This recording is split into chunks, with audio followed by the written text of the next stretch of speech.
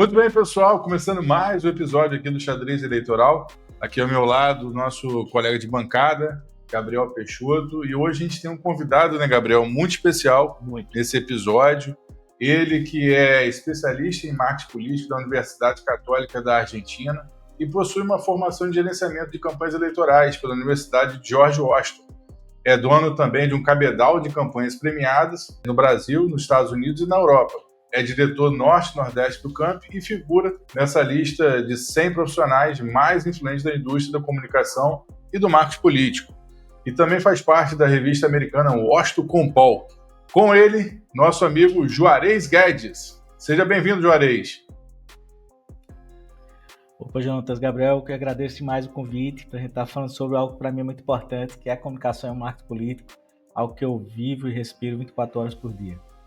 Gabriel, a gente preparou nesse episódio de hoje, né, alguma lista, né, de perguntas que, assim, a gente sempre é muito importante ter esses profissionais e a gente sabe que é uma recíproca muito boa de poder trocar essas informações e conhecimento. E conhecimento é tudo, né? Gostaria que você pudesse falar um pouco mais aí sobre o nosso episódio de hoje e dar sequência e início ao nosso quadro do xadrez eleitoral de hoje. Perfeito, Jonatas.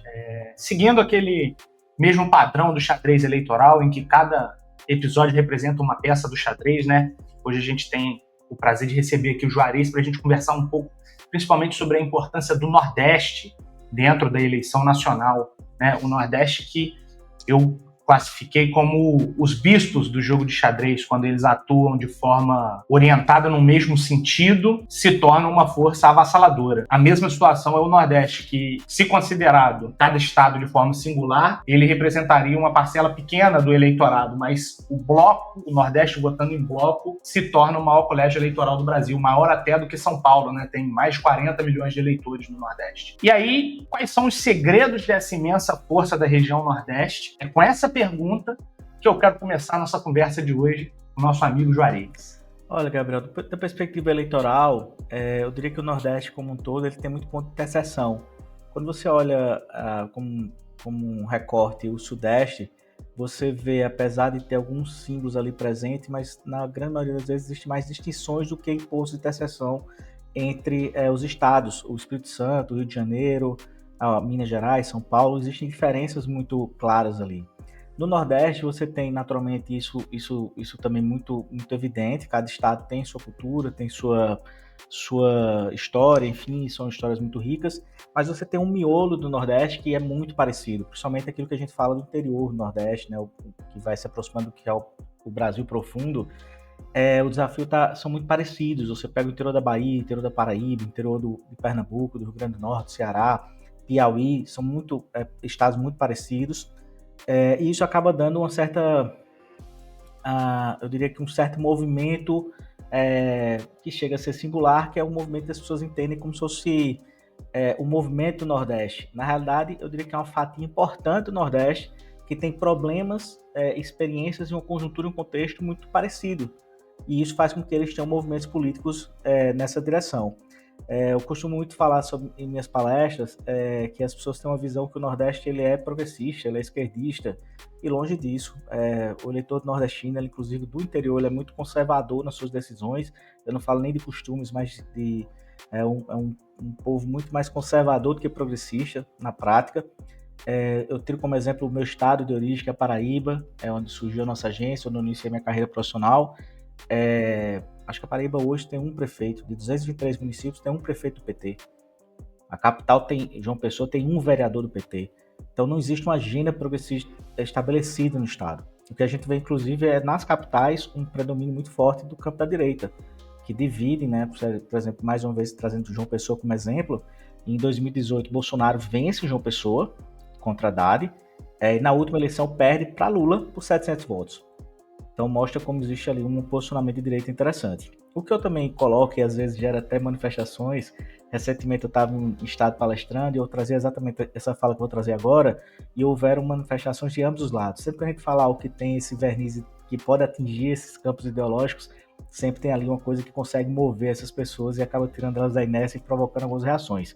Mas na prática, o nordestino ele viveu, nos primeiros anos do governo Lula, nos seus primeiros mandatos, uma experiência de consumo, uma experiência de transformações que são visíveis. Quem conhece o interior do Nordeste sabe disso, sabe como esses programas de transferência de renda alteraram a radiografia econômica dessa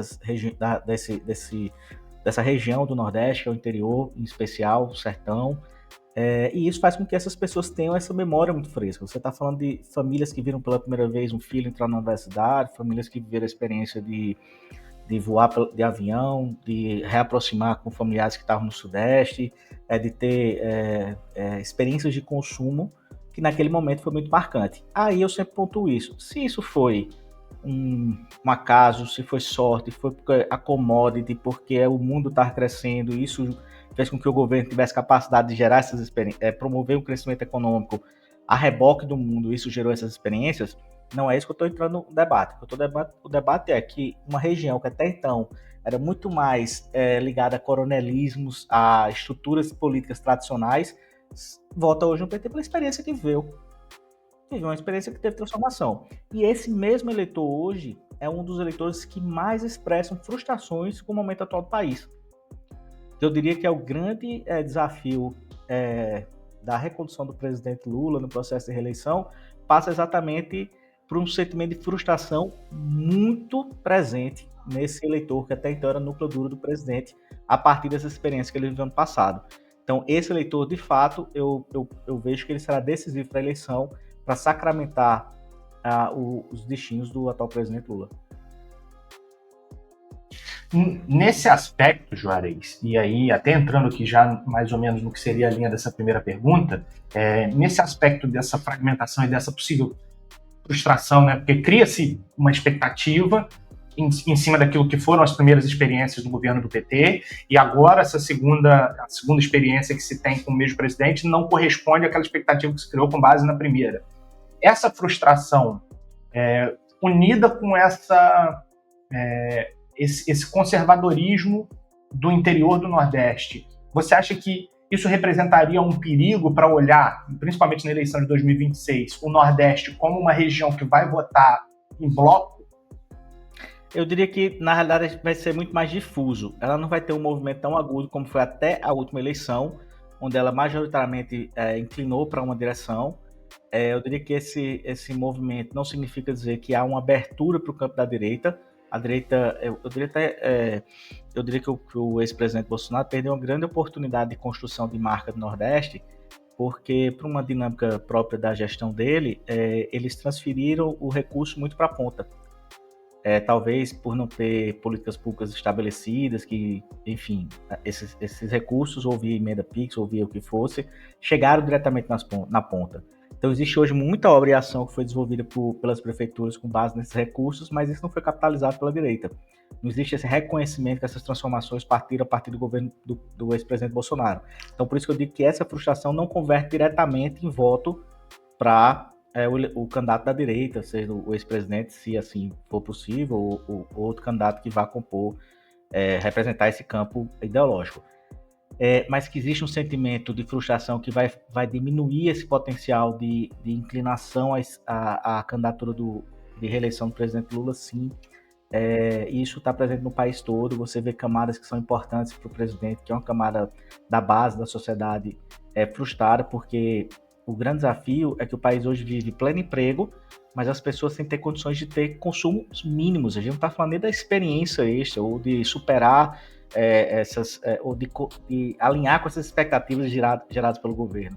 Longe disso. Na prática, as pessoas não conseguem, passam entre condução e exercício laboral algo em torno de 14, 15 horas na rua.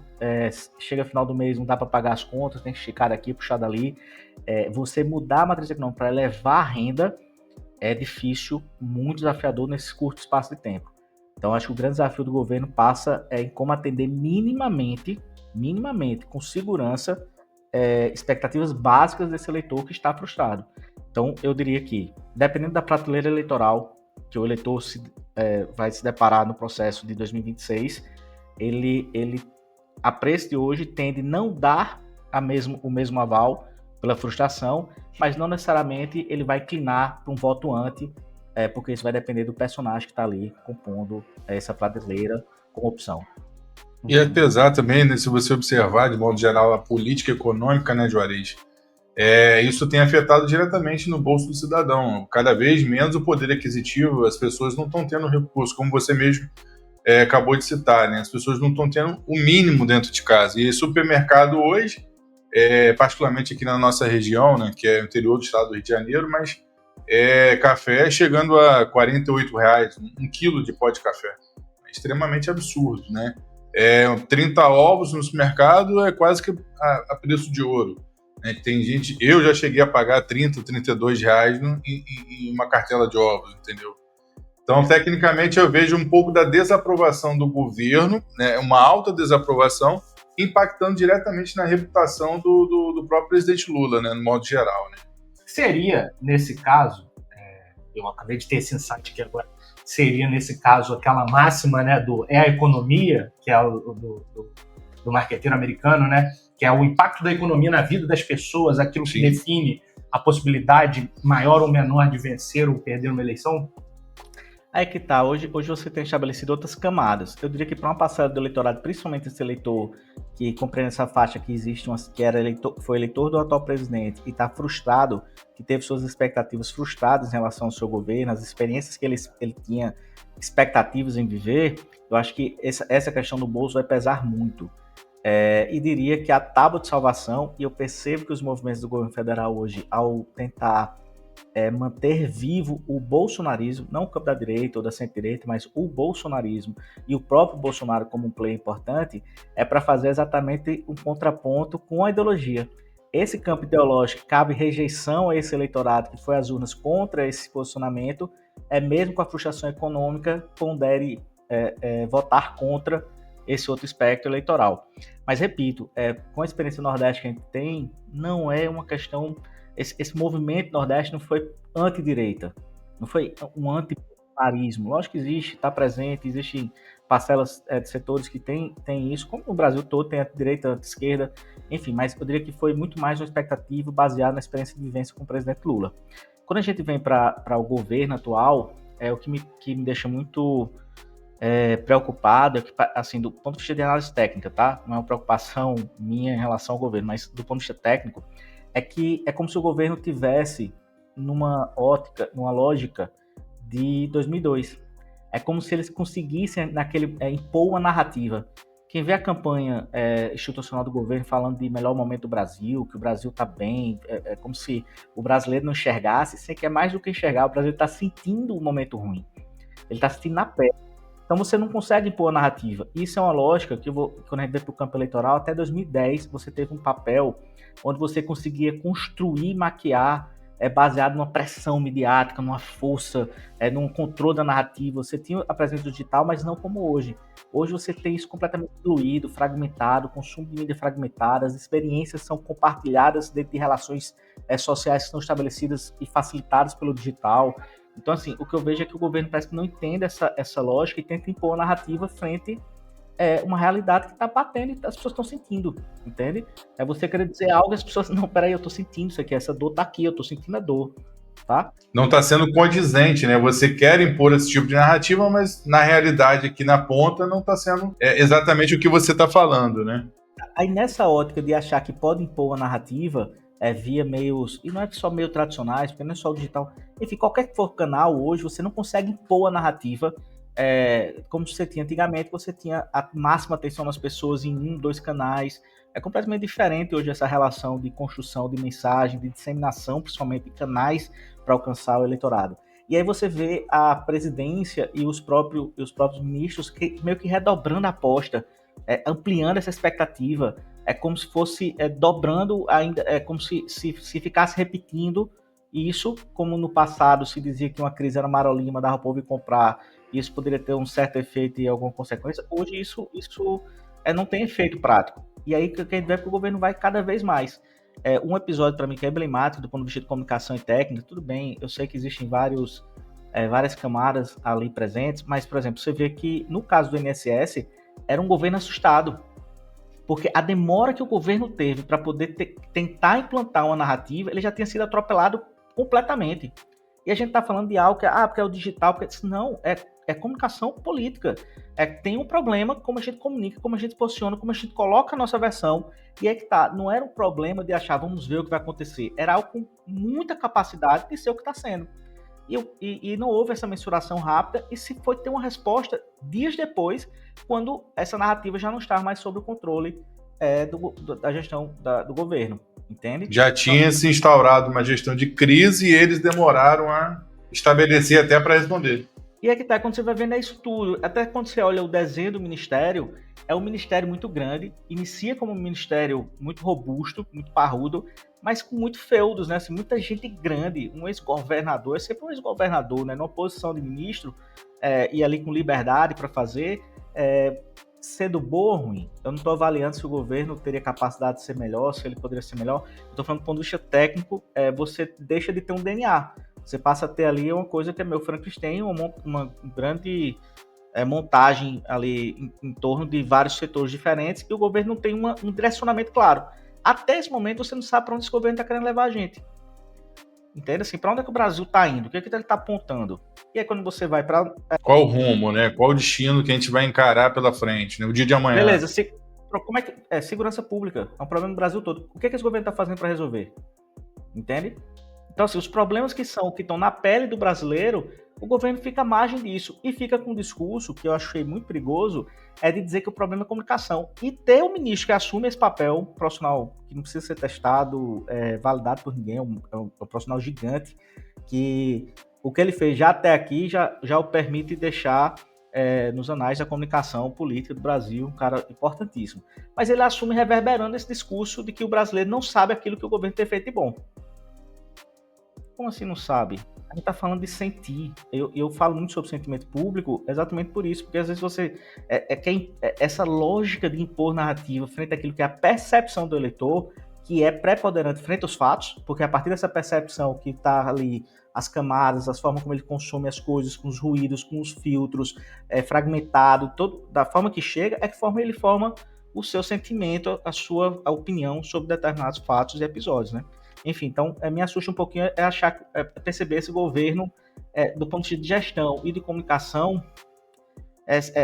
como se estivesse ainda 20 anos atrás. Pegando um gancho com isso, Juarez, eu estava refletindo há alguns dias sobre essa relação entre a esquerda e a direita, principalmente no Brasil, na verdade não só no Brasil, mas no mundo, né?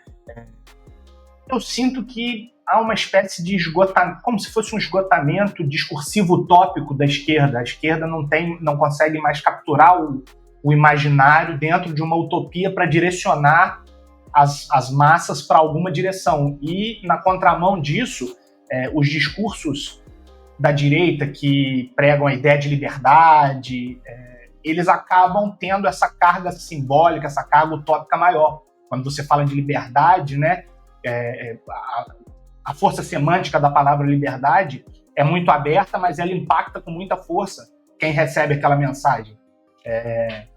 Você acha que, do ponto de vista técnico, assim, de marketing político, você acha que isso é uma das dificuldades principais que a esquerda hoje tem, esse esgotamento dentro do imaginário, esse esgotamento de agenda de esquerda? Que tá. Todo o campo, todo o espaço de poder que você tem ali preconceitos estabelecidos, você tem uma visão de um certo elitismo cultural, intelectual, isso é muito arriscado, porque a gente fala de um país que tem, imagina, caixas e caixas e caixas e caixas, divisões e divisões. E aí o que ficou muito claro, principalmente no início do governo, é que não foi compreendido que na realidade Bolsonaro perde a eleição.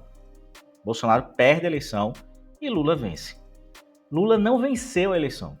Com todo respeito ao presidente Lula, Bolsonaro teve a capacidade de perder a reeleição. O que eu quero dizer com isso? Não existia uma agenda Lula aclamada pelo Brasil. Não existia uma agenda progressista sendo aclamada pelo Brasil. Para pensar que o que o brasileiro estava querendo era um cerimonial com linguagem de gênero neutro. Sabe? Que era isso que o Brasil estava precisando. Não. O que fez parcela do eleitorado se mover em direção ao presidente foi a desconexão entre o que o próprio ex-presidente Bolsonaro fez com o governo dele. Se Bolsonaro tivesse minimamente alinhado seu discurso com as realizações de governo, é o governo que mais ajudou, que mais gerou, que viu recursos proporcionalmente, que mais vacinava no mundo, e o presidente na live estava falando que vacina poderia dar uma doença crônica sem cura, entende? Uma comunicação dele não foi associada, né? Ele não soube expressar todas as suas ações, né? Como levou água para o Nordeste, etc, né? Pronto. Eu não estou falando que é um governo brilhante, tá? Eu acho que ele padecia do mesmo problema do governo Lula, de falta clareza de para onde a gente vai. Como a gente vai enfrentar os grandes problemas do Brasil? Beleza, a gente... vamos lá, o que a gente vai fazer agora? Para onde a gente vai? O que tem que ser feito? A sensação é que tá, né? Só o Bolsonaro, nem o próprio ex-presidente Lula. Na realidade, as presidências, elas vêm num processo de resolver problemas pequenos. Os grandes problemas vão arrastando, e você falta um direcionamento muito claro para onde o país tem que ir, né? Então, assim, na minha opinião, ficou parecendo que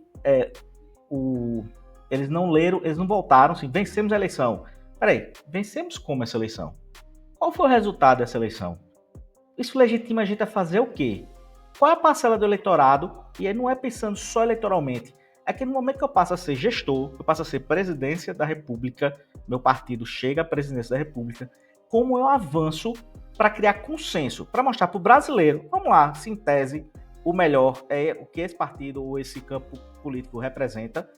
Como eu chego para criar uma construção de um processo de consenso, para mostrar para o brasileiro que o caminho melhor para o país é esse, para resolver a segurança, para trazer desenvolvimento, para trazer... Pronto, como é que eu chego nisso? Não, na realidade, isso foi fazer mais batalha de cavalo. Tanto é que, por mais que seja possa ou na prática, a estratégia seja deixar vivo o bolsonarismo como uma forma de levar esse campo ideológico com uma figura que tem uma rejeição alta para tentar escapar no processo eleitoral frente a um candidato que poderia ser de centro-direita ou mais de centro, que pudesse surfar também nos setores da esquerda. Por exemplo, o 8 de janeiro foi um episódio absurdamente errado politicamente, como o governo manteve vivo uma agenda, uma pauta e trouxe, na prática, não trouxe benefício algum para ele. E só está reverberando até hoje, né? E é que tá. Por isso que eu digo assim, eu tenho uma frase que eu falei num congresso que eu participei no México, que eu dizia isso, né? Que eu tenho muitas críticas a Bolsonaro e a Lula, porque eles conseguem sempre puxar o debate para questões laterais, para questões que fogem daquilo que é central, para aquilo que é... Pô, beleza, ok, sua pauta comportamental, beleza, você pode pensar assim, ok, você pode pensar assim, certo, mas como é que a gente resolve a segurança? Como é que a gente resolve? Qual é a proposta de vocês? Porque a gente tá vendo a cidade sem tomar as facções, certo? Vocês vão fazer o quê? E não dá para ser bravata, nem dá para fingir que não tem, entendeu? Como é que vai... o que a gente vai resolver isso aqui? Beleza, o país, pleno emprego. Como é que a gente desenvolve? Como é que a gente aumenta a renda? Qual é o projeto? Universidade, certo? Uma universidade sem ter um plano de desenvolvimento econômico não vai para nada, vai ter um monte de gente com diploma sem emprego. Qual é o projeto? Entende? Então, assim, eu tenho essa crítica aos dois, porque acaba sendo... E eu sei que eu não sou... Imagina, eu trabalho com isso, eu não sou puritano, não. Mas quando vai para a presidência da República, eu imagino que tem que se ter um projeto de país acima da picuinha ou da busca do poder pelo poder. Que esse poder seja estabelecido a partir de resultado. É o que eu sempre falo com meus clientes. É natural que você busque o poder, é natural que isso lógico que é normal, existem grupos, existem projetos, mas que seja esse resultado a âncora desse projeto, que solidifique esse projeto, seja o alicerce desse projeto, para que ele possa, de fato, conquistar mais pessoas, mas a partir de resultados que melhoram a vida das pessoas. Impacto, né, diretamente, não adianta ser só mais um, né, verdade, né? E você acha que, assim, essa análise sua, eu gostei muito dela, da questão, assim, tudo bem, você pode ter essa narrativa, você também, ok, beleza, são formas de falar de ambas as partes. Mas quando puxa para o cerne da questão, você acredita que ambos, quando chama nessa realidade, eles se pareiam e acabam não tendo uma solução? Porque falar, vamos resolver a segurança pública, mas como você bem disse, como resolver? Como vou fazer? Qual o plano de ação? Qual o plano estratégico? Às vezes a gente sente muita falta, né, Gabriel, sobre essa questão do modo geral, né? Falar que tem que resolver e o problema existe, a gente já sabe. Agora, como executar, que muitas das vezes a gente vê que tem muito esse conflito entre ambos os lados, seja questões de direita, esquerda, ou Bolsonaro e Lula, e etc, né? E eu vejo muito essa questão, como você falou, o Juarez, só pegando esse gancho final, que se manteve muito forte esse lado Bolsonaro para também existir também o de Lula. Porque eu acho que também, se não houvesse o Bolsonaro, o Lula estaria muito apagado, na minha opinião, entendeu? Ele não teria todo esse know-how de ter vamos dizer assim, acirrado essa questão até de branding, de marca pessoal, vamos dizer assim, de posicionamento, né? Não, na prática, um precisa do outro, né? Quando os extremos, eles puxam a sociedade, e no processo, quando a gente fala do pêndulo, né, que vai direita, direita, vai mudando, esse percurso do centro, ele é provocado primeiro por um processo de desgaste, onde esses polos, eles acabam trazendo pressão para o centro. Se não existisse os polos, naturalmente, você não teria essa, vamos dizer assim, acho que a capacidade eleitoral dos dois hoje está na polarização. Se você olhar as pesquisas hoje, por exemplo, por que pareça, o melhor nome, quanto mais radical for o nome, melhor para o atual presidente Lula. Quanto mais de centro, quanto mais, nesse momento agora, seria uma candidatura mais competitiva. Nesse aspecto, te cortando um pouco, eu queria te fazer uma pergunta, porque já é uma coisa que eu reflito desde o final da última eleição, e eu logo que terminou a eleição, eu já pensava assim, talvez o melhor nome para capitalizar o eleitorado, para além do eleitorado bolsonarista, que pegaria o campo da direita e que teria uma suavidade de imagem um pouco melhor, seria a Michelle, porque ela carrega o nome Bolsonaro, então talvez o núcleo duro acompanhasse por isso, pela imagem, pela figura do Bolsonaro, mas ela também carrega a suavidade da figura da mulher, que para uma esquerda petista principalmente, talvez fosse mais difícil de desconstruir sem cair num lugar comum de entrar numa campanha violenta contra uma figura feminina, mulher, entendeu? Algo mais sensível, né? Mas é que tá, sem avaliar na prática nomes, que inclusive, da mesma forma que eu sou crítico a Lula e Bolsonaro, eu reconheço os avanços que cada um teve, e principalmente as lideranças. Gerações e gerações eu estudar a história do Brasil, vai ter lá Lula e Bolsonaro como personagens importantíssimos da história do país. Michelle, eu penso que ela é muito jovem, então ela pode ter um segundo passo em relação à presidência, e nesse momento ela tem uma candidatura muito tranquila no Distrito Federal a senadora.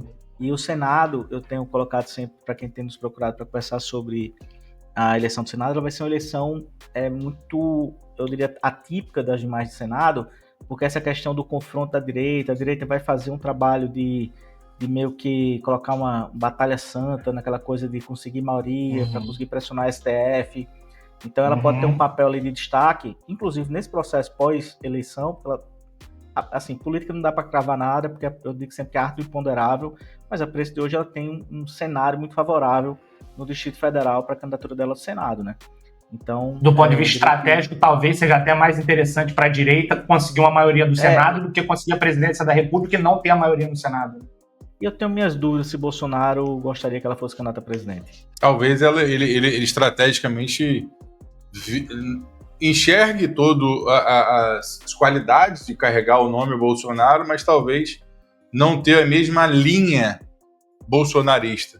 Porque aquela questão, igual esses dias eu recebi um vídeo, né, o Bolsonaro falando, mas vocês querem um presidente que eu xingo, que não sei o quê, ou que fale, né, bonito e manso. Eu acredito que a Michelle não teria esse tipo de comportamento e postura.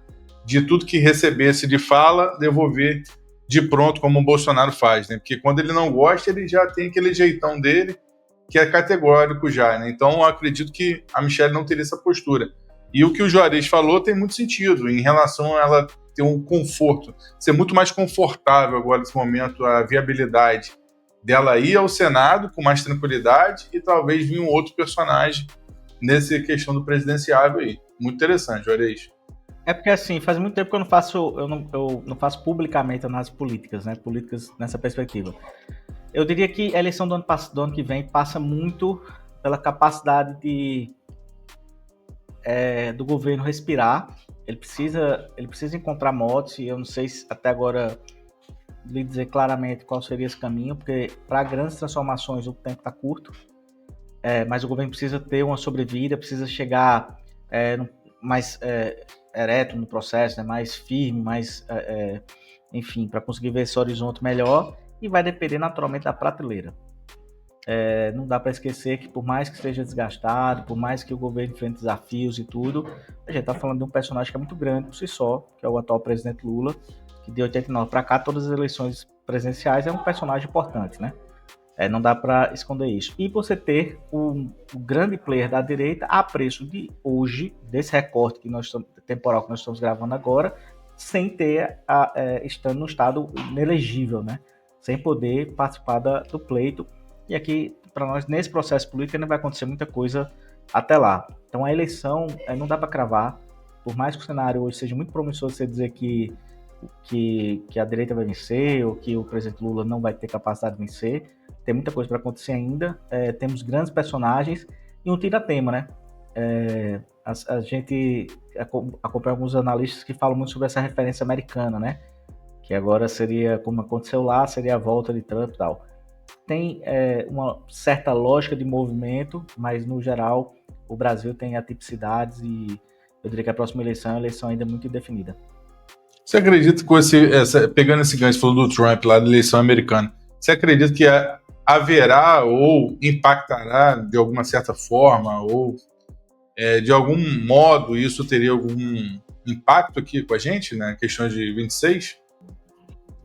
Não. O que eu gosto de analisar, e eu sempre olho muito mercados, eu falo mercados, né? Mas enfim, democracias, e olho outros países, o que a gente vê é o seguinte, é que na prática você consegue ali barrar a reeleição do Trump, o campo mais progressista americano, do Partido Democrata, e no mesmo cenário não consegue dar as respostas esperadas. Então, eu diria que dentro dessa análise de movimento político, vale a pena entender, né? Principalmente como nos Estados Unidos você teve um voto ali silente que foi presente nas eleições brasileiras, marcada pela ascensão da direita, que precisa ser melhor compreendido. Mas eu diria que causa efeito direto, porque Trump ganhou lá. Se você fizer uma pesquisa no Brasil hoje perguntando quem é Trump, a gente vai ficar assustado com um número pequeno de brasileiros que efetivamente sabem quem é o presidente americano. Entende? Então não é isso que vai mover a eleição daqui, mas analisar o que aconteceu lá, a dinâmica que aconteceu lá de ruptura de um processo de reeleição, ascensão do campo mais progressista, as não respostas geradas a partir dessa gestão, um presidente que chega cansado na sua reeleição e enfrenta esse antecessor. Então, assim, essa dinâmica, lógico que vale a pena, porque existem padrões ali que podem ser entendidos e compreendidos, né? Eu queria te perguntar, voltando aqui para o roteiro e aproveitando esse gancho, se hoje você precisasse definir uma melhor estratégia para unir a região Nordeste, pelo que você vê, qual é o caminho que você escolheria? Dando assim, até colocando doce na boca das crianças já que vão disputar a eleição do ano que vem e que pretendem unir, por qual caminho você seguiria no sentido de tentar unir a região Nordeste para a eleição nacional? É que tá, eu não vejo essa... quando eu coloquei ali, não é um movimento... Quando você pega ali esse miolo do Nordeste, que é muito parecido, porque, por exemplo, você chega no interior do Maranhão, já não tem nada a ver com esse miolo que eu tô falando. Você vai ter problemas parecidos, mas tem muitas diferenças. Lembra muito mais até o Amazonas, se brincar, sul do Pará, do que essa região. Esse miolo é porque tem problemas parecidos, viveu experiências parecidas, e não foi uma coisa a partir de um movimento que uniu. Até porque, quando você olha, por exemplo, na Bahia, o PT ele é estabelecido, ok, mas se você vai para os outros estados governados pelo PT, o Rio Grande do Norte está longe de ser petista, você vai para o Ceará, está longe de ser petista, os próprios agentes políticos, tirando a Fátima lá no Rio Grande do Norte, tudo bem, ela é um player petista, mas se você pegar o PT do Ceará, podia ser MDB, PP, PSD, podia ser qualquer coisa. Não é um PT estabelecido com força política. Então, assim, não existe esse grande movimento que uniu o Nordeste em torno da candidatura de Lula, entende? Do ponto de vista geográfico e tudo. O que houve foi uma grande experiência de transformações e experiências de consumo que marcaram um povo de uma região específica do Nordeste, que faz esse miolo do Nordeste, que é muito, muito parecido, e eles se movem em direção àquilo que representa essas aspirações deles, mas eu diria que não existe uma fórmula mágica para isso, né? O governo, principalmente o governo que vai ser referendado ou não nas urnas, ele tem que ser, na prática, ele tem que conseguir minimamente alcançar pelo menos as expectativas básicas desse eleitorado que confiou o voto nele. O que a gente percebe hoje é que existe um sentimento de frustração muito grande, e esse sentimento de frustração, dependendo do player que estiver no campo oposto, podem fazer um movimento que vai trazer um resultado bem diferente do que foi da eleição passada. Juarez, então, como você falou aí, Lula teve uma importância fundamental no Nordeste e na formação do sentimento político do Nordeste, principalmente em razão da expectativa política do Nordeste, principalmente em razão dos primeiros governos dele. Só que, do ponto de vista regional, né, esquecendo um pouco necessariamente da figura nacional do presidente da República, pensando mais no nível regional, quais são as lideranças que você sente que têm nascido com força vindo do Nordeste? Vamos lá, só para poder deixar bem amarrada essa questão do presidente Lula, eu diria que tem toda uma construção em torno do retirante lá, pertinho de Guaranhuns, que vai para São Paulo. Isso alinha com histórias de famílias e famílias desse centro que eu estou falando do Nordeste, que é muito similar, que tem vários estados com características parecidas nesse miolo. Há um processo de identificação. Quando ele ascende ao poder, em tese, era um igual a eles que chegava à presidência da República, e ele consegue. E aí, repito, se foi sorte, se foi commodity, se foi a reboque do mundo, ok, gerou experiências e transformações que esse pessoal sentiu na pele, e por isso esse voto inclinado ao presidente Lula e não ao campo da esquerda. Não é um eleitor esquerdista. Se você chegar em um sítio, um distrito distante e fizer um questionamento sobre campo ideológico, a maioria das pessoas não é que não vão nem saber, não interessa a elas. Interessa a água, enfim, problemas que são muito mais reais e concretos. A pessoa que resolveu o meu problema, no caso, né? Tipo assim, quem foi que trouxe a água? Uhum. Foi fulano. Então, beleza, ele merece, ele está credenciado a ter minha confiança. Isso. E aí, o que a gente passa pelo Nordeste hoje? A gente teve a possibilidade de trabalhar praticamente todos os estados do Nordeste já, e recentemente, inclusive, fazendo diagnósticos de cenários para a disputa de 26. O que está muito claro para a gente? Existe um processo de renovação política. Você tem vários players, né? É muito comum as pessoas olharem ali o João Campos, que acaba sendo acho que um cara que está mais na vitrine desse movimento de renovação política do Nordeste, mas a própria governadora de Pernambuco, Raquel, é um player novo também, é uma pessoa muito jovem ainda para a política, para o exercício político em especial. Você vem para Alagoas, né? O próprio Renan ainda é um político jovem, o Renan Filho, né? Mas aí você vê a seção do JHC, o Davi Davino, você vê atores surgindo na política e ocupando os espaços. É importante porque a gente passou por um processo já de fadiga de material. O Nordeste, e aí me permita esse autoelogio, ele tem a capacidade de construção de liderança muito forte. Você acaba vendo que Norte e Nordeste, em geral, eles acabam comandando os poderes, né? Você tem hoje um paraibano à frente da Câmara Municipal, o meu conterrâneo Hugo Mota, você tem o Davi Alcolumbre do Amapá, ocupando a cadeira principal do Senado, porque a gente é forjado em um processo onde a política é muito do cotidiano da gente. Você vai para cidades, estados que são, inclusive, mais desenvolvidos, as pessoas vão se distanciando da política, do dia a dia. E é muito comum você ver legislativos fracos, você ver câmaras municipais fracas, onde as pessoas não entendem na prática o que aquilo melhora ou não a vida deles. Então isso vai criando distanciamento. Aqui no Nordeste, que a gente até brinca, e com todo respeito ao deputado que eu vou falar agora, mas o Tiririca, que é nordestino, que é cearense, não seria eleito no Nordeste por hipótese alguma. Tiririca não seria eleito deputado federal em um estado do Nordeste por hipótese alguma. Você chega na cidade interior e você vai fazer pesquisa qualitativa, as pessoas sabem dizer quem foi que trouxe o trator que foi entregue. Sabe dizer quem foi que trouxe a emenda do telhado do ginásio. Existe um processo de proximidade com a política que exige uma régua alta. Então, durante muito tempo, a gente sempre teve um processo de grandes caciques. Você olha, por exemplo, a preço de hoje. A disputa a disputa eleitoral em Alagoas. você vai ter Renan Filho, Renan Paes, Arthur Lira, JHC, Davi. Olha o tamanho da eleição em Alagoas, entende? Tanto de gente grande. Você Só vai players grandes, né? Você vai para o Amapá, você tem Ministro, que é Valdez, você tem Randolph Rodrigues, você tem Alcolumbre. Olha como os estados do Norte e Nordeste, eles forçam a construção de grandes lideranças. Na história do Congresso, quantos presidentes nós tivemos, enfim, à frente da Câmara e do Senado, enfim.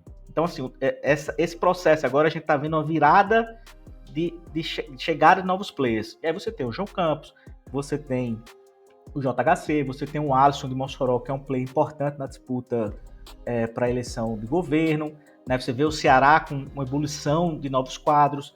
O Ceará já enfrentava na eleição passada um processo de uma certa fadiga de material, que existia durante muito tempo um mesmo grupo no poder, que em tese, apesar de ter mudado a liderança de forças desse grupo, ainda está no poder, e isso vai ser mensurado na eleição de 26. A Paraíba, onde você tem o governador João Azevedo, que é um governador que para a política é novo, ele está no seu segundo mandato governador, mas já é uma pessoa já mais experiente, e a gente vê como a eleição agora vai se desenhando para um cenário de renovação. As pessoas buscando novos players, e você tem vários, o vice-governador muito jovem, Lucas, que deve ser candidato a governador também, você tem senadores, enfim, players que estão vindo para um processo de renovação. E eu vejo a eleição as próximas eleições nacionais, esses players ocupando cada vez mais espaço de destaque. Agora, Lula e Bolsonaro, né, vamos para não falar só de um, não é da noite para o dia, né? Você tem líderes que conseguem mover metade do país, são líderes que são forjados durante tempo, né, para chegar nisso. Olhando assim no cenário geral, você acha que a emoção sempre foi um combustível que moveu os motores da política, e com essa trajetória internacionalmente reconhecida, qual o segredo que você acha, né, que descobriu que poderia contar a respeito da arte de emocionar assim, os eleitores? O que você vê que consegue fazer essa emoção, né, entre ambos os lados, politicamente falando, dos players, do modo geral, né?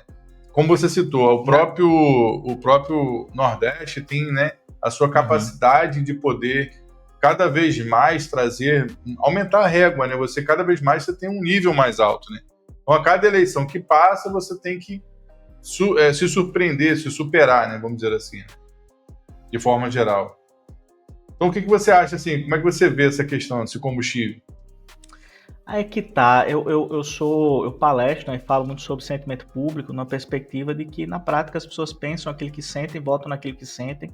É uma frase do livro Gestionar as Emoções Políticas, do Andy Gutierrez Rubi, que para mim é muito representativa do que é isso, né? Essa conexão emocional, ela existe, mas eu diria que não é um processo de emocionar as pessoas. A conexão emocional, ela parte primeiro de uma congruência com a percepção das pessoas. Vamos lá, você às vezes tem uma máxima que o político tem que rir, tem que ser feliz e tal, e são vários os cases de políticos que conseguiram ser chatos, fechados, mas para aquela mensagem, para aquela conjuntura pedia, a característica deles era mais importante do que fosse alguém sorridente e engraçado. E a conexão emocional vem do princípio de que, se as pessoas estão buscando, vamos supor, nesse caso hipotético que eu estou trazendo, se as pessoas estão buscando segurança, se existe um cenário de incerteza, é melhor um líder firme, e essa firmeza, ela transmite o quê? Quais são os símbolos que estão ali presentes, signos que são percebidos, entende? Então, quando a gente fala de emoção, é porque é a partir do que as pessoas sentem. Não é necessariamente um processo onde a gente vai ter que construir uma canção que vai tocar os corações das pessoas. Quando a gente vem para a parte criativa, né, eu tenho muita clareza que a partir desse sentimento público, de você entender quais são as emoções que estão presentes, quais são os medos, as aspirações, expectativas, quais são os elementos que estão presentes nesse campo emocional, que são de interseção do eleitorado que a gente vai buscar, do eleitorado que é nosso núcleo duro, do eleitorado que está em disputa com os outros adversários. Nessa construção com profundidade de entendimento sobre isso, a gente traça uma estratégia execuível, baseado nos recursos disponíveis para alcançar os nossos objetivos. Ponto.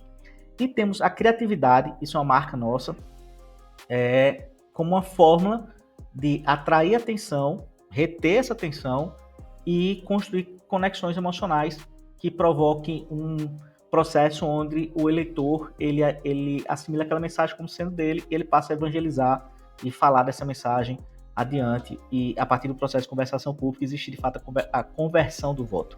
É quando as pessoas dialogam, e isso a direita faz muito bem, provoca esse debate, provoca as pessoas pensarem e falarem sobre a sua mensagem, é onde as pessoas se identificam ou não e gera o processo de conversão de voto. Então, quando a gente vai para a parte criativa, aí sim nós temos ali mecanismos de peças que sejam congruentes com a percepção do eleitor. Não é algo que você vai impor, não é querendo agredir, não é algo que é uma marketagem, mas no processo criativo você tem elementos ali que possam trazer, eu até brinco o seguinte, ninguém vota quem não gosta. Então você tem que ter um processo na construção da comunicação política que permita as pessoas dizer assim, peraí, tô correndo, tô atrasado, tô cheio de coisa pra fazer, mas peraí, vai, diz o que tu quer falar, diz.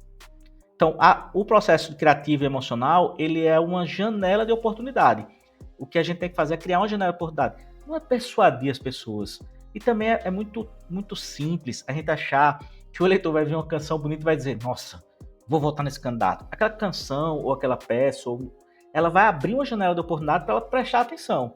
A partir daí, é aquilo que tem que ser o mais congruente.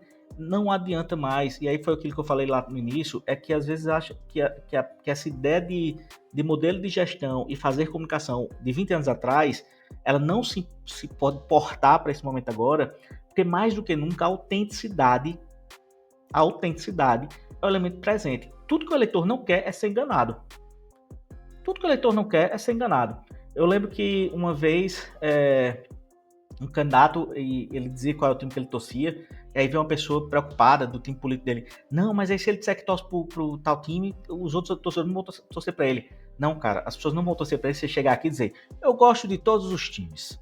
Todos os times são legais. Não, pô, todo mundo tem um time, pô, qual o problema dizer qual time? Entende? Então, essa ideia que você maqueia a realidade, e até concordo que durante muito tempo foi possível fazer isso. Você tinha muita atenção focada em um lugar, você tinha muito controle do seu processo comunicacional e você conseguiria repetir aquela mensagem, meio que empurrar ela goela abaixo. Mas hoje isso é muito fragmentado, isso é muito difuso, a forma de consumo de conteúdo é tão diluída que aí, mais uma vez, as pessoas, elas se ela não entender que aquilo é congruente, que aquilo ali não é real. Vou dar um exemplo, quem faz pesquisa há algum tempo, campanha há algum tempo, vê como foi mudando, que é aquele negócio. Antes as pessoas diziam assim, tem que ter proposta.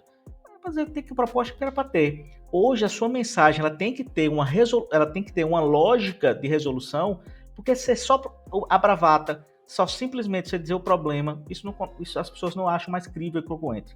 E quando eu falo isso, é dentro, inclusive, do eleitorado que vai decidir a eleição. Que é um eleitorado que ele pode ter até inclinações ideológicas, mas ele não é movido por isso. E esse eleitor, num processo cada vez mais de uma sociedade dividida, é o que faz uma campanha presidencial terminar com 2% de diferença. É esse eleitor, essa faixa de eleitor, ele não gosta de ser agredido. É você chamar o cara de estúpido e tentar empurrar algo que não tem a menor congruência com a imagem projetada do candidato, daquilo que é percebido por ele. Então, eu diria que o processo emocional, ele é uma questão estratégica, macro, mas não é um arrepio, não é provocar um arrepio no eleitor, mas é construir janelas de oportunidade emocional para que ele pare e preste atenção na nossa mensagem e a partir daí ele entra num processo de assimilar essa mensagem, compartilhar essa mensagem, entrar no processo de conversação pública e a partir disso a conversão do voto.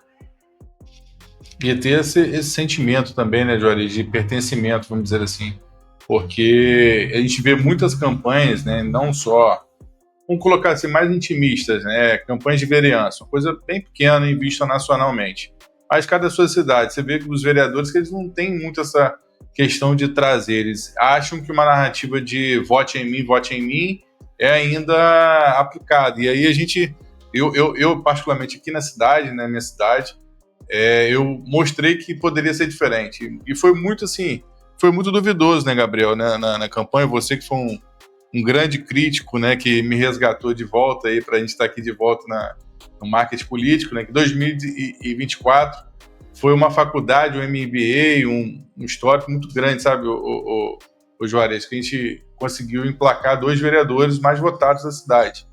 E eu consegui construir esse sentimento dentro das pessoas Porque, primeiro, uma candidata era filha de um deputado, com 17 anos, recém-chegado na vida pública, né?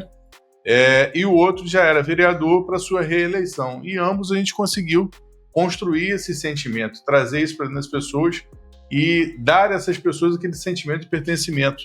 E eu acho isso muito, muito bacana nessa construção de maneira geral. E você falou sobre a questão de time. Eu já também... Eu passei pela mesma coisa no ano passado. Você vê como o Brasil, tipo assim, o político brasileiro, ele meio que só muda de endereço, né? Porque eu ouvi exatamente a mesma coisa no ano passado. Eu, quando fiz o roteiro de uma peça que ia inaugurar uma praça com um gramado sintético e o candidato era sabidamente flamenguista, eu falei, dá pra brincar com isso, né? Falar assim, apesar de eu ser flamenguista, aqui tá igual o tapetinho do Botafogo. Aí foi exatamente essa a oposição dele, né? Não, mas se eu falar do Botafogo, se eu falar que eu sou flamenguista, aí o tricolor não vai gostar de mim, o vascaíno não vai gostar de mim.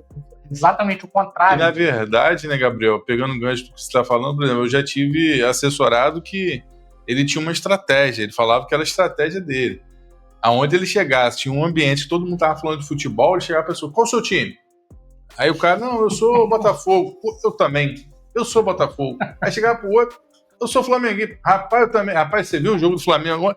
Eu falei, gente, que time você é? Eu não torço para nenhum, na verdade. E acaba que é uma brincadeira aqui, claro, mas de fato isso acontecia, né? E hoje, realmente, o que o Juarez acabou de falar, as pessoas interpretam. Eu até gravei vídeo sobre isso, Gabriel, acredito que você tenha visto lá no canal, sobre autenticidade, né? As pessoas, elas querem as pessoas autênticas, elas querem as pessoas que sejam verdadeiras. Hoje em dia, pela tecnologia, né, hoje IA, acesso à internet e tudo mais, as pessoas identificam muito rápido que é uma questão de ser muito raso, muito superficial, né? Então, elas querem verdadeiramente pessoas que se compadeçam com a sua dor e que tragam uma solução e que seja verdadeiro, ao ponto, olha, eu consigo resolver, olha, eu não consigo resolver, né? Então, é muito interessante, Juarez, essa experiência que você trouxe para a gente, que faz até a gente refletir, né, sobre todos os acontecimentos que a gente vem fazendo ao longo desse tempo. Mas, Gabriel, vamos para a próxima? Vamos lá. Vamos nessa. Manda bala. Juarez, agora, sem focar especificamente na campanha nacional, mas mais na sua expertise, em toda a sua experiência, o que é que não pode faltar na hora de formular uma estratégia de uma campanha vencedora? Pesquisa. Nesse processo agora de pré-campanha, né, assim, que as pessoas começam a buscar e tal, eu sempre deixo muito claro que antes de contratar, ou até mesmo de entender se precisa contratar agora, para fazer algum tipo de consultoria, via partida, enfim, fazer um processo de diagnóstico, porque o diagnóstico vai dar clareza para a gente dos movimentos, vai tirar da coisa empírica, vai tirar do achismo, ou da autossuficiência que às vezes os políticos têm, que nós outros marqueteiros também temos, de achar que temos caminhos, temos fórmulas, e na prática, eu sempre repito muito isso, porque para mim é uma verdade absoluta, o nosso papel como consultor é sair dessa autossuficiência, não se permitir ficar nela, e aprender a aprender permanentemente a partir da perspectiva do leitor. Porque são as verdades deles que decidem a eleição e não as nossas, né? Então, por isso que a pesquisa é tão importante, para que a gente possa ter clareza sobre o sentimento público estabelecido, ter profundidade daquilo que são as angústias, os medos, as dores, os anseios, as expectativas, os sonhos presentes no eleitorado, e entender qual é a projeção de imagem do candidato, para que a gente possa fazer de fato uma campanha que seja real, uma campanha que esteja ali alinhada com a autenticidade, sobre essa percepção do eleitor, que tenha ele realmente como centro. Eu costumo também falar que durante muito tempo a gente foi meio que impactado por aquela ideia do storytelling, da jornada do herói, enfim. E na prática o que a gente vê é que os grandes movimentos políticos de todos os tempos e as grandes lideranças, elas sempre foram meio para que as pessoas brilhassem. Elas sempre foram meio para que um país, um estado, uma localidade, de fato fosse vencedor no processo. Então, entendo que com muita convicção que está alinhado 100% a esse sentimento público, vai nos permitir construir uma mensagem que vai de encontro a essa percepção e o que é demandado pelo eleitor, e a partir disso fazer algo que não seja só tornar parte disso, mas que essa mensagem seja entendida e compreendida como sendo dele. E a partir da vitória de determinado candidato, dos propósitos e objetivos estratégicos nossos, o grande vencedor seja de fato o eleitor, né? Que ele possa ver ali aquilo que ele acredita sendo representado a partir da vitória de determinado político. E aí você elenca esse ponto de uma estratégia que não poderia faltar. Indispensavelmente falando, pesquisa, primeiro ponto. Segundo em diante, o que você acha que implementaria a partir de você ter essa pesquisa em mãos? Qual seria o próximo passo que o Juarez assim daria? Construir uma estratégia execuível. Eu demorei muito a entender isso, porque durante muito tempo eu fui muito perfeccionista. Então eu sempre lapidei muito, sempre desenhei muito, sempre tive e ficar na ideia, preso na ideia, no desenho, e na hora de executar, ou já tinha passado o time, ou estava algo que não era possível ser realizado. A grande sacada da estratégia é fazer algo execuível, algo que possa ser realizado. Repito, o mundo é de quem faz. Não existe vacância na política, não existe vacância em espaço nenhum de poder. Então é necessário ter, com base nos recursos disponíveis. Eu sempre falo que dinheiro é importante no processo político, lógico que mas não é tudo. É a partir dos recursos, a capacidade de capilaridade, de transmitir, de alcance, de acesso a canais para disseminar a mensagem, de recursos humanos, pessoas envolvidas, né? É muito comum as pessoas falam assim: a gente precisa ter uma mobilização muito forte e tal. E acho que mobilização é um botzinho do WhatsApp, sabe? Tem que ter gente para fazer, tem que ter gente para fazer a coisa girar. Então, se a gente não tem capacidade disso, a gente vai buscar outras ferramentas para poder colocar em prática o nosso planejamento, né? E partir para o operacional, o tático. Então, a melhor estratégia é aquela que tem que ser execuível, com base nos recursos disponíveis para alcançar os nossos objetivos. E por último, se você me perguntar um terceiro passo, eu acredito muito que aí é uma formação minha enquanto publicitário, por formação e por ter bebido na fonte de duas indústrias que formaram o que a gente tem como marketing brasileiro hoje, que é a TV e a publicidade, que é o que forma essa comunicação política que é uma das mais criativas do mundo, que é a brasileira. Eu acredito muito na criatividade como forma de romper o desinteresse, de transmitir uma mensagem de forma mais eficiente, que tenha de fato alcance, que retenha atenção e consiga criar essas janelas de oportunidade que a gente precisa ter para transmitir a nossa mensagem e fazer com que o eleitor compreenda os nossos propósitos, né? Agora, fugindo um pouco aqui, a gente já está caminhando para o final, mas é porque uma dúvida, né, assim, como é que seria esse tipo de comportamento, né? Até uma opinião, né, o Gabriel? Se, assim, numa consultoria, por exemplo, como é que o Juarez identificaria, né, se algum candidato que não tivesse, mas tivesse um histórico político? Ele já estava na política, teve sua passagem como cabo eleitoral, depois teve a oportunidade de ser candidato a vice numa chapa, 2024 vem como candidato e 25 ele vê que ele estagnou, ele sumiu das redes. E aí, como é que seria esse comportamento para reativar ele? Como é que você... o princípio disso tudo para poder colocar ele ativo de novo num posicionamento onde ele não fique esquecido na cidade dele? Como é que o Juarez retomaria tudo isso? Primeiramente, claro, acredito que pela pesquisa, e o segundo ponto seria de que maneira? Existem variáveis muito grandes, né? Porque quando a gente fala de pesquisa, a gente fala de um respeito à conjuntura, né? Que é a matriz do nosso jogo. Você vai ter personagens, e eu tenho um caso muito emblemático aqui de um ex-senador, ex-governador da Paraíba que faleceu, que ele tinha sido governador duas vezes, 3 vezes já, tinha sido senador e, enfim, saiu do mandato e foi candidato a prefeito da capital e foi em 4º lugar. 2 anos depois foi candidato a senador, praticamente sozinho, sem companheiro de chapa de governo, naquela que é uma vaga só, na eleição de uma vaga única para Senado, e foi o vencedor da eleição. Então a política tem uma dinâmica própria, que aí às vezes a gente fica muito preso nessa coisa digital e fica numa pressão sobre os políticos, e os pobres estão nessa coisa que fica, meu Deus do céu, eu tenho Rodrigo Manga, e fica querendo fazer stand-up e tal, e saindo, fazendo coisas que não são congruentes com sua imagem, às vezes destruindo a sua própria imagem, porque Cada caso é um caso, cada campanha é uma campanha, existem inúmeras variáveis e por isso que a pesquisa é importante. Porque assim, na prática, vamos lá, quem é que quer, vamos lá, o eleitor médio, ter relacionamento com o político? Vamos lá, vamos ver Nicolas, que é o fenômeno, é o fora da curva, da curva, da curva. É o excepcional, né? Que você tem que usar e ver, entender o que ele faz, mas na prática ali nunca vai ser média.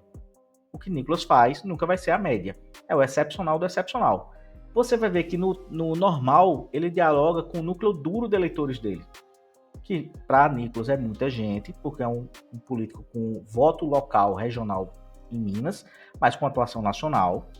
Inclusive, na eleição passada, viajou o Brasil todo, percorreu todo o Brasil apoiando candidaturas do campo ideológico dele.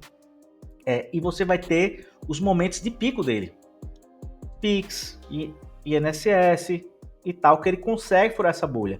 Na prática, só quer dialogar com o Nicolas todos os dias os tarados, que é uma fração de um todo.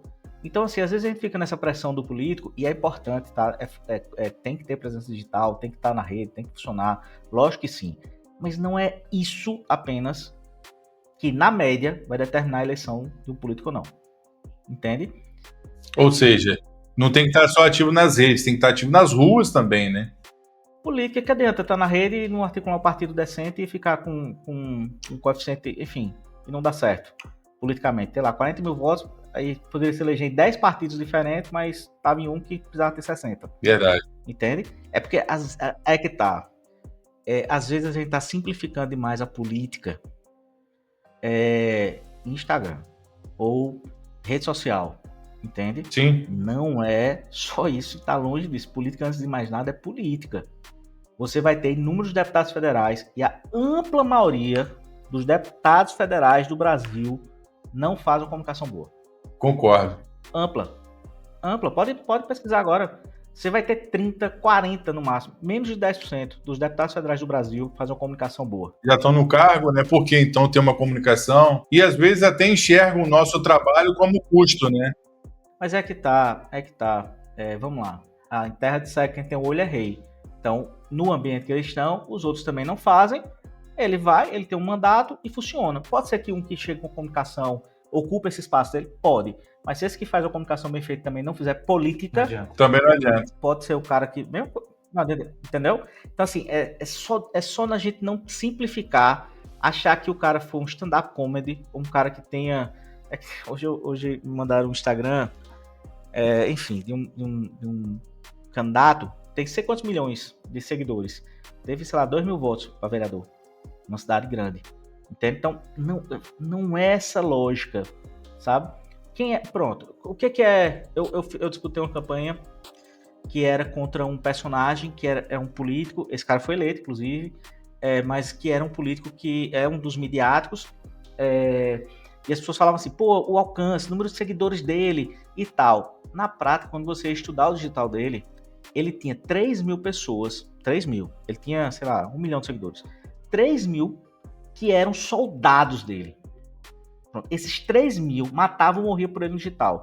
Pronto, esses 3 mil eram os grandes responsáveis pelo sucesso dele no digital, naquela disputa local lá, entende? Então aí que tá, isso é gente, é relação, é pertencimento, é construção do núcleo duro, entende? Não é só essas métricas de dopamina, sei quantas curtidas. O que tem, velho? Entende? Esse material que viralizou é um material que ele joga contra a construção de sua imagem perante aquele contexto local da disputa, aquele momento, aquele recorte temporal. Você precisa ter um posicionamento que inclusive deixe... vamos lá, matriz SWOT, base lá, assim, isso aqui é uma fraqueza sua que você precisa esconder. E esse conteúdo aqui potencializa isso. Entendeu? Mas tá lá, cheio de métricas do caramba, do digital, não sei o que. Entende? Então, assim... Eu vejo muito que o político tem muita cena, quando ele vê curtida e muito, né, visualização. Dopamina, né? A ideia da dopamina, né?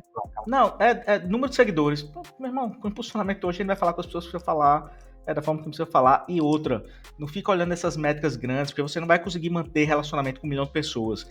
Olhe dentro daquela daquele... Coloque filtros para entender quem é que realmente mata e morre para você. Pronto, digital. Pronto, dialogue com esse público. E aí esse público vai sendo ampliado. E esse público criando relacionamento, isso vai endurecendo ainda mais, você vai ampliando esse núcleo duro. Mas olhe no digital para esse público.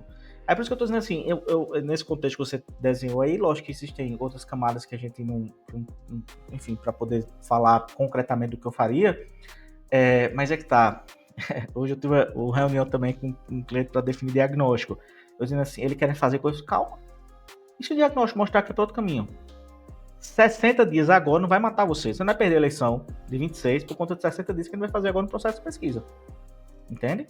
Então, calma, vamos ver aqui. Porque aquele negócio, esse senso de urgência que o digital trouxe, só existe pra gente que tá aqui. Pra gente que tá aqui nesse meio, pra gente tá consumindo isso aqui, a gente acha que é tudo girando em torno e tal. Se você fizer uma pesquisa de recall agora, o Vitinícolas, que foi um estouro, você já vai ter uma parcela gigante da população que nem lembra e não é mais nem tema do dia a dia deles. Então, é efêmero, cara. Então, assim, tem que ter muito cuidado de você traçar essa coisa do... Eu recentemente tive uma reunião que a pessoa diz assim, o saque tem que responder todo mundo. Eu até concordo que é importante ter essa relação, mas não é isso que constrói a percepção de relacionamento de uma pessoa com um político. Ela é construída em premissas que estão presentes desde que a humanidade, da forma como as pessoas enxergam a liderança, que nós temos um comportamento tribal e precisamos pertencer a algo e ter alguém como referência.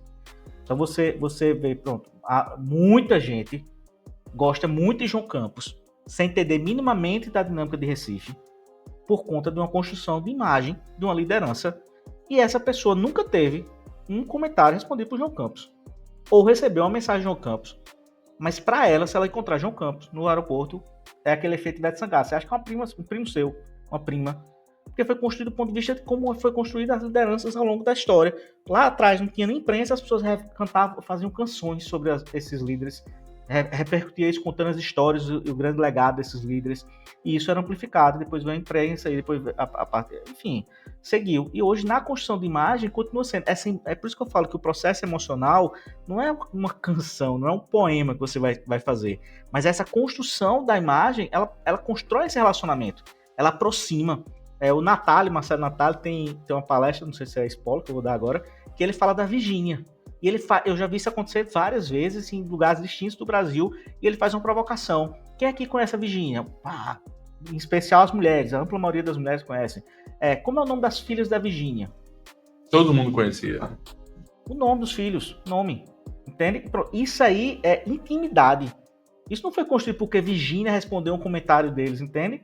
Mas tem outra coisa que eu tô refletindo muito, que é aquela coisa do que a gente tá muito preso a essa coisa.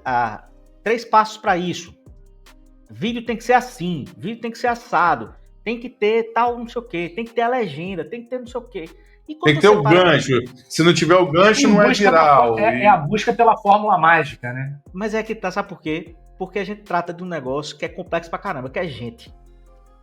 Já começa daí. Segundo, em uma sociedade líquida, fluida, gasosa, e os termos que vão criar agora para dizer que ela vive efemeridades, ela vive numa dinâmica, numa velocidade, que volume de conteúdo, era da informação, economia da atenção, enfim, uma série de coisas que a gente precisa se confortar em algum lugar que diga, caminho assim, a gente acredita naquilo ali e vai fazendo. Porque você para ver, naquele Bukele, vídeo tem que ser celular. Eu gosto, tem muita produção de celular, de vídeo cru, de live tremendo e tal, enfim, tem, lógico que tem. E eu sei que funciona, depende da peça, vai funcionar pra caramba. Naquele Bukele, presidente de El Salvador, que tem a melhor comunicação do presidente da República do planeta, faz seriado Netflix no Instagram dele. Os filmes são filmes com produção de seriado Netflix, pô. As fotos dele são fotos de capa de cartaz de filme. É um negócio assim, monstruoso a produção. Aí você vem pra Trump, ele pega um vídeo dele com a mesma roupa e sai cortando em 20 vídeos igual, sem capa, sem nada, e posta ali. Não tem uma gestão de comentário. Eu vou dizer que a equipe de Trump não sabe fazer digital. Eu não tenho minimamente nem ousadia de pensar isso. Entende? Então, assim, é porque é muito dinâmico. Por isso que é aquele negócio que eu falo que pra mim é a verdade absoluta. Aprender, pô, permanente. Não é só aprender, não. É ainda aprender a aprender. De tão dinâmico que é esse exercício da gente. E sempre por aquilo que é mais importante, que é a percepção do leitor.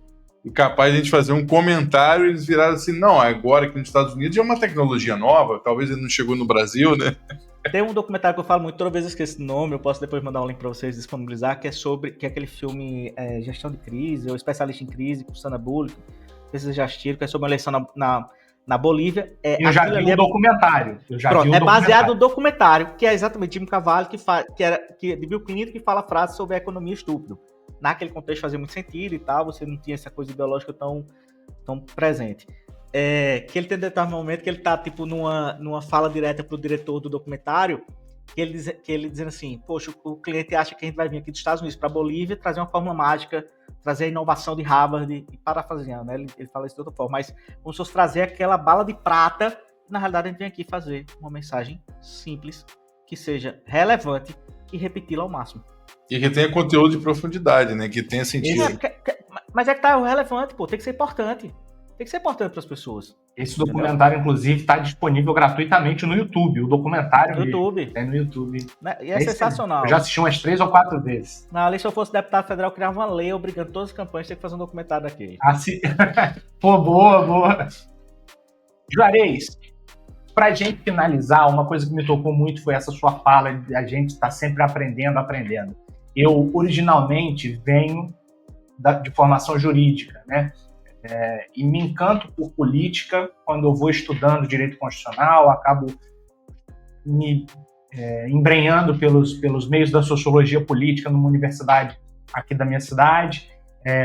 E aí, uma coisa que eu sentia dentro do direito e que me incomodava muito é que a gente aprende na faculdade de Direito a ter muitas certezas. E dentro da sociologia, a sociologia me tirava muito disso, a política me tirava muito disso. Né? E eu me sentia muito mais confortável dentro de um meio onde eu não tivesse que ter tanta certeza e pudesse estar mais aberto a aprendizados, a entender as coisas do que a formar certezas e juízos. Né? E isso eu encontrei muito, principalmente dentro da comunicação política. Né? Eu tenho uma paixão, um interesse muito profundo em diagnóstico e estratégia, e são áreas assim, onde foi o que você falou, e eu concordo perfeitamente. O fundamental é você se livrar das suas certezas e ter essa capacidade de alteridade, de tentar se colocar no lugar do outro, entender o outro, e não impor uma ideia que te pertence. Isso é o que me encanta. Mas eu queria finalizar te perguntando o que dentro dessa carreira de marqueteiro é mais encantador para você? Cara, é que tá. Eu sempre tive uma curiosidade muito grande. Eu desde criança que eu falo assim, muito novo, 4 anos, 5 anos, eu assistia TV escondida até na minha época. É engraçado, né? Porque a gente vai vendo as pessoas fazendo isso e vai passando tempo e a gente repete a mesma coisa. Na minha época, a televisão terminava e ficava colubar, né? Ficava a barra colorida. Então eu assistia televisão até aquele momento. Depois que veio a internet, para mim foi um negócio, ainda na adolescência, assim, explosivo na minha cabeça. Então essa curiosidade sempre foi algo que me moveu muito.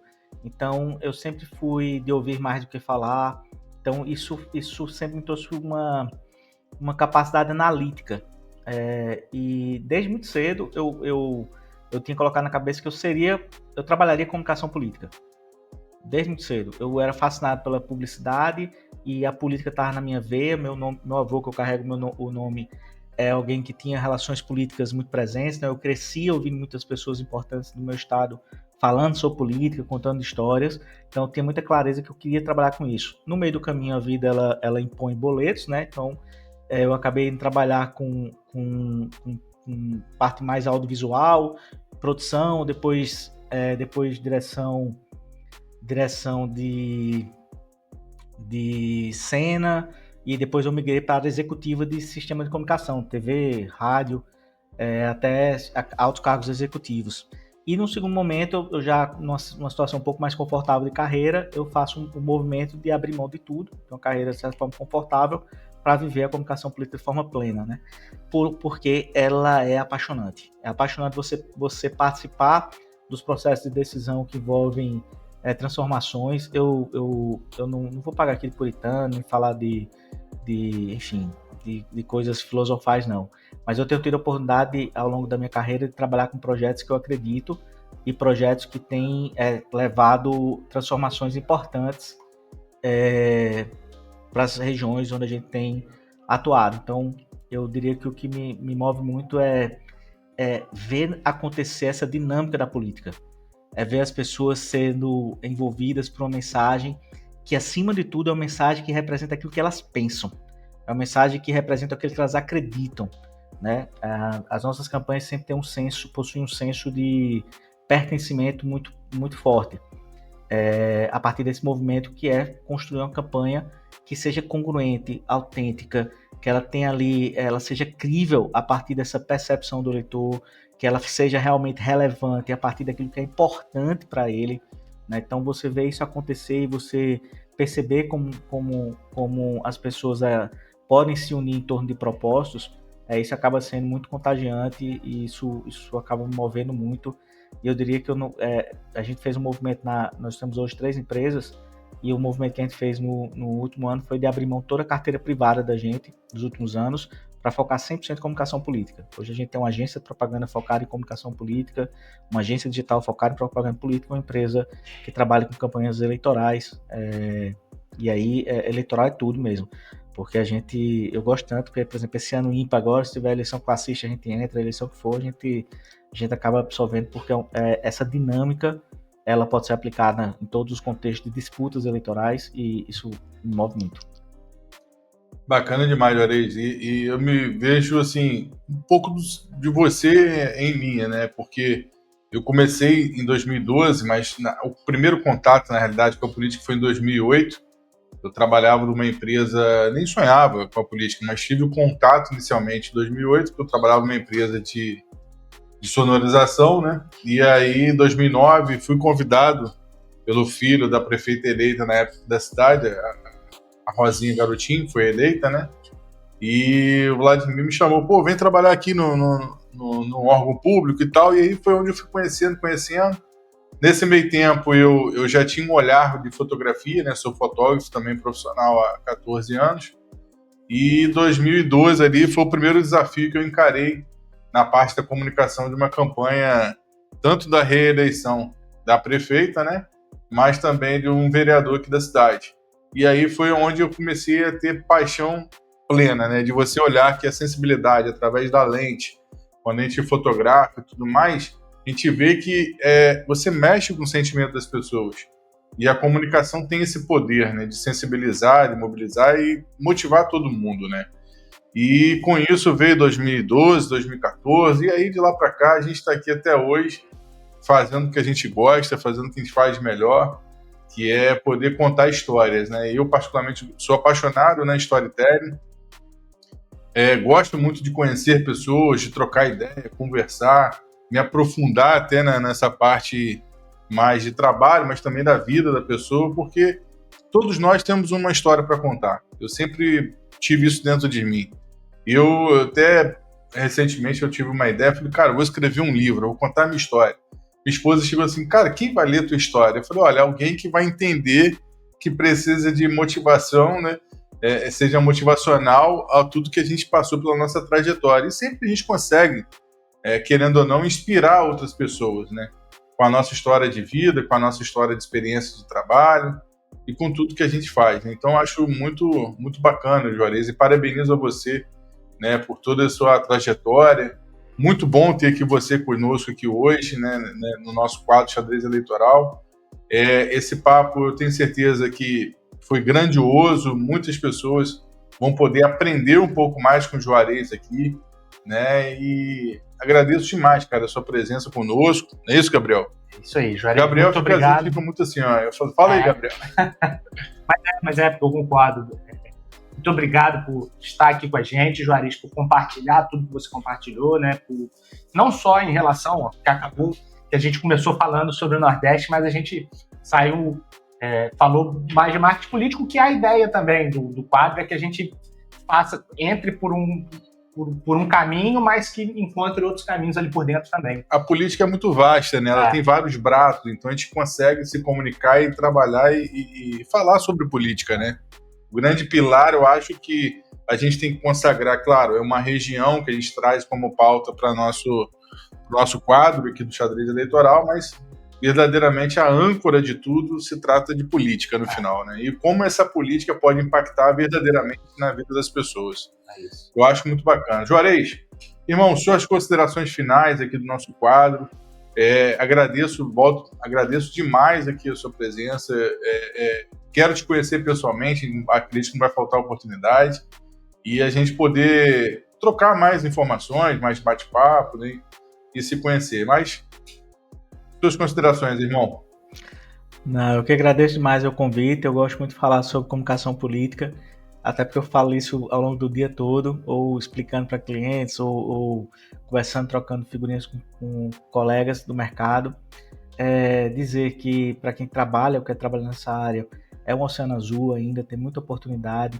Existe um processo, como eu disse, você pega o Congresso, que em tese seriam os parlamentares são os parlamentares mais importantes do país.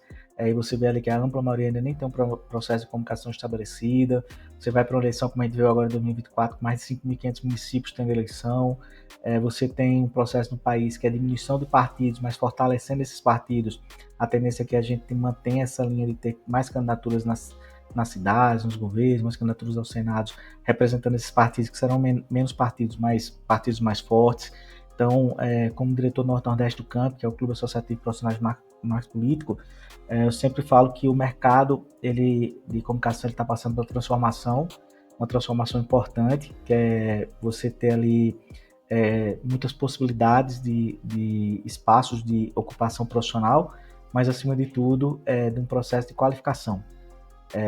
Aquele que muito tempo baseou em habilidades comerciais, ele tende a perder mercado agora para quem tem de fato entregas técnicas.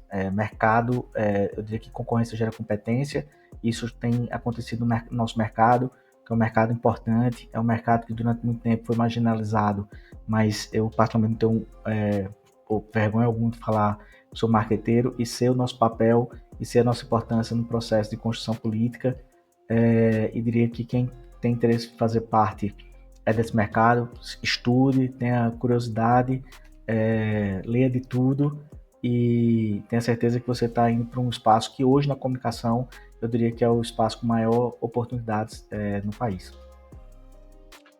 Muito obrigado, irmão, pela sua participação. Senhoras e senhores, hoje nós recebemos aqui nosso quadro de xadrez eleitoral, nosso amigo Juarez Guedes. Tenho certeza que os ensinamentos deixados aqui por ele vai agregar demais na sua carreira, seja você profissional de comunicação ou político, assessor.